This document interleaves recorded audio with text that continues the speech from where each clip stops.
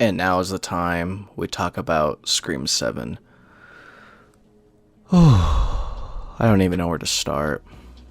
Like I said, my life has been a roller coaster, and literally it's like looking back at Julian from episode 8, I'm just like, oh, that poor baby. I just want to give him a hug and tell him good luck. Yeah, so much has happened, my god, to poor Scream 7. I mean, when I was taking my break from the podcast and the strikes were going on, there were just like non-stop shit going on about how apparently Melissa Beretta, unfortunately, was fired from Scream 7, and then Jenna Ortega immediately kind of quit Scream 7, basically. And it's like, what happened? I'm not going to get into all the political shit that went on with, Melissa, and I just really not get into all that, but the fact of the matter is that Spyglass just lost two of the biggest stars of the Scream franchise right now. Obviously, we love Nev, and I'm glad to hear that Nev Campbell is coming back for Scream 7, but before I get to that, it's really gross to see how the franchise has kind of grown since Scream 5, because, I don't care, I'll say it, but a lot of the new fans that have come about have only seen Scream 5 and 6, which is perfectly fine. I think it's great that Scream 5 and 6 were able to be a new gateway for new horror fans or Scream fans, to really enjoy this kind of stuff, but it really bothers me whenever people say stupid shit online. Like when the whole news about the firing happened, it's like people just immediately blew it out of proportion. People act like they literally were in the fucking studio and witnessed her get fired right on the spot, and I just really hate that shit. And it's really gross to see how the Scream fans kind of reacted to this situation. My reaction, honestly, in the beginning, I just thought, okay, how many times have we heard actors getting fired, or whatever disputes may happen? And I just immediately thought, okay, let them settle it out. Something will get figured out. They're not going to let go of, Sam and Tara from Scream. But it kind of seems like that's kind of the case right now, because they announced that Nev Campbell's coming back, Sydney's back, awesome. And it's going to be directed by Kevin Williamson. Now, obviously, before I get to Kevin Williamson, I feel so bad for Christopher Landon, honestly. I feel bad that he was so excited to be, to be a part of the Scream franchise and to have the opportunity to even direct a Scream movie is just amazing. And to see that opportunity taken away from somebody is really upsetting, and I generally feel bad for him. And he was definitely on my list of people who I think really could have done a great job of, taking over for Radio Silence.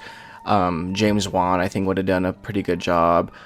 Someone who I really think would do great, especially because I really loved Thanksgiving, and like I say, I'm not a gamer. Good luck to Borderlands. Good luck to the Borderlands fans when that comes out, but I really think Eli Roth would have done a great job. I can absolutely see him direct a Scream movie. I think he would make it fucking gory and nasty, and Eli Roth was my number one pick for who would replace Radio Silence for Scream 7, but it kind of seems like Kevin Williamson didn't want everything to go to shit after everything with Melissa and Jenna departing, and obviously, of course, Jenna Ortega wasn't gonna have time to do it.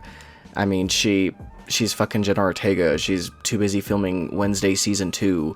Of course she wasn't gonna be able to do Scream 7, even though, and I'm aware, I've seen the comments, fuck me, I guess, right?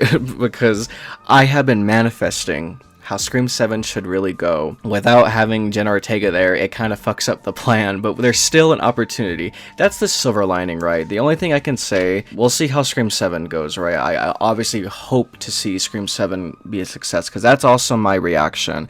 I'm not going to, completely disown the franchise just because of, the shit that's been going on. Because it's Scream, Nev Campbell's attached, and it's Kevin Williamson who's directing, which is huge. I don't think people really understand that, especially for the people who don't know that Kevin Williamson, he's really the creator of Scream. Like, let's just be honest. Obviously, we all love Wes, and Wes created the formula and the look and tone of Scream, but Scream would not be what it is without Kevin Williamson, because he wrote the damn movie and has written many other incredible things. I really loved his last project he did, Sick. That was a really fun horror film. And he's directing for the very first time. That's another big deal, is not only is he back in the franchise, because he was only back for 5 and 6 as a producer, and then he wrote all the Scream films besides 3, 5, and 6. And he's not coming back to write 7, which is interesting, but he's directing, and that's huge. But one of the writers for Scream 7 was one of the co-writers for 5 and 6, and he also wrote Ready or Not, and also I believe co-wrote Abigail. It's still gonna feel like we have the same people who made the Scream movies of today. And it's interesting that it's only going to be one writer, which I hope. I think it's always fine to just have one writer. Personally, I don't think we should have no more than 2, 3 max, because, 3 is a crowd, and you definitely don't want to have too many cooks in the kitchen. And I absolutely will love to see what happens with Scream 7. The only thing that I wouldn't say complaint, but it definitely is a concern, is like, okay, great, Sydney's coming back. Now what? It's Sidney Prescott. You really think she's going to just trust anyone? I just don't really see a point in that. I obviously, if you haven't listened to my Scream 7, how I think Scream 7 should have went, definitely go back to past episodes. I think I made a whole clip of it on the channel, but I think it would have been great of how they could have handled Scream 7 with the core 4 of 5 and 6, meeting with the originals of the original quadrilogy. So it is too bad to see that we're kind of having to go flesh off into another not timeline, but just another, adventure for Sydney. And it's like, well, like I said, she's not just going to trust anyone. I think the only way we can really have another Scream movie is if it's on a cruise ship or space, because she has to be in a secluded location. She's not trusting a fucking soul. And it's like, is she going to be hanging out with teenagers? Because typically that's who is targeted by Ghostface, or young adults at least. And I don't know how they're going to do all that. Obviously, I hope they'll bring back Patrick Dempsey as Mark Kincaid from Scream 3, aka Sydney's husband, which is canon now. Even though it is strange that Sydney, and he was never mentioned in Scream 4, which I know damn well was not the plan. And another thing that I do complain a little bit about for Scream 5 is I personally don't think Sydney would be a mom, especially that late into the franchise. I think if she was a mom, she would have been a mom by 4, or wouldn't have been a mom at all. And it's also too bad, especially because if it's going to be about Sydney and her family, she has probably, little kids. I guess it's scary to see little kids being targeted by Ghostface, right? I doubt the movies will have the balls to kill them off, even though that would be very interesting. I definitely think if Sydney was to be a mom, she should have been a mom by 4, because if she had kids by Scream 4, they would have been teenagers by now, which would have been great. They would have been definitely would have been targets for Ghostface, definitely been potential victims and also killers for the Scream franchise, would be really crazy. But the opportunity is kind of taken away. The only thing I can think of for that we can benefit is, because I do remember saying that if Scream 7 happened, it would be filled to the brim of characters, because I would want so many characters from Scream 6 to be in Scream 7, including Sydney and her family.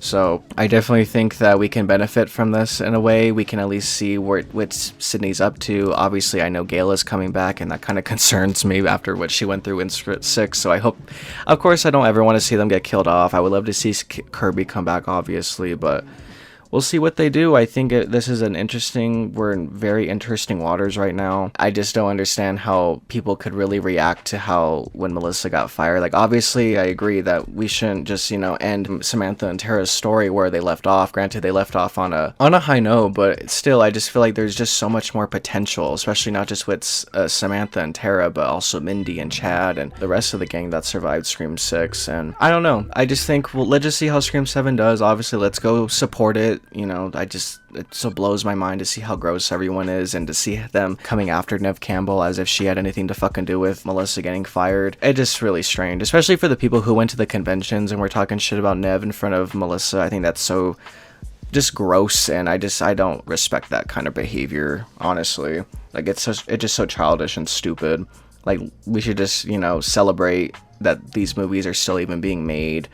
And to see Sydney come back, even though we all praised her to come back, and then of course once Melissa got fired, then it's like, oh, fuck Neve Campbell, and it's like, that's so stupid. I'm happy for Neve, and I'm happy that she wants to come back to play Sidney Prescott again, because I definitely think that there is more potential, because I'll be honest, especially since it's, 2 years later after Scream 5, I think the way that they handled Sydney was definitely good for what the story they were trying to tell, but obviously it kind of seemed like Neve Campbell didn't really even want to be there to begin with. So to see Sydney finally being the focus again, just for at least a brief moment in one movie before we get back to hopefully Samantha and Tara, which I hope, I think that's something that we should at least be willing to check out. And like I said, if you're a fan of sequels, you're a fan of seeing the franchise continue, there's an opportunity for the franchise to continue, and we can still see more stories being told. So obviously I'm glad for Scream 7. I just want to see the franchise succeed. I do laugh though whenever people think like, no, they're gonna hire Melissa back, just watch. Obviously they're gonna just sell the rights, because apparently that's what Melissa had said, that she'll come back in a heartbeat if they sell the rights. Spyglass or Paramount, whatever the fuck, who owns the rights to Scream right now. And it's like, that's not gonna happen. Like, let's just be real here. Like, you really think that they're gonna be like, well, we have the biggest horror IP in history right now. Oh, but the fans are a little upset. We're just gonna sell the rights to someone else. Let's be realistic. That's never gonna happen. But obviously, with the dawn of social media, maybe they'll listen and they'll see how people will react, especially because you would think with Neve Campbell being on front and center of this new movie, it'll do good. It's like, well, Scream 6 did the best in the franchise ever did, if I can recall, and Neve Campbell's not even in the movie, but we'll see. We'll see. I don't think they're going to call it Scream 7, unfortunately, which I'm going to call it Scream 7 regardless. I don't mind the Roman numerals if they bring that back, but really I just want to bring back the damn numbers. Because the script that the Neve Campbell had posted, it said Untitled Scream 7, so we'll probably have Scream with a subtitle. Call it Screams, why not? That's really all I can think of for now, guys. Thank you so much for listening. I'm so glad to have finally been back for the final stab. It's gonna take some time for me to get used to it. I understand this is just more of like a horror speed run as I talk about all these topics, but I really don't know what else to talk about. Please just comment, say something. I really don't know where to go off of. It's too bad. I remember I did have episode 9 planned. I really wanted to at least do 10 episodes before I hit a year of doing this podcast, which also I forgot to mention, it's been a year since I've been doing the podcast, and I can't believe how much time has been flying, and I absolutely cannot wait to make more episodes. I have so much in store. I mean, like I said, with episode 9, I originally wanted to talk about holiday horror films, because I was going to originally have episodes come out back in December, but that's fine. I had the thumbnail made, so at least I got that done. I'll put an exclusive look for the video listeners to see what the thumbnail will be for the potential holiday horror film discussion. But I honestly don't know what else to really go off of. I am aware that the Scary Movie franchise is apparently coming back, and that I can talk about the Scary Movie franchise, or at least just horror spoofs or horror parodies as a whole in general. Maybe that can be another episode. That'll be really fun.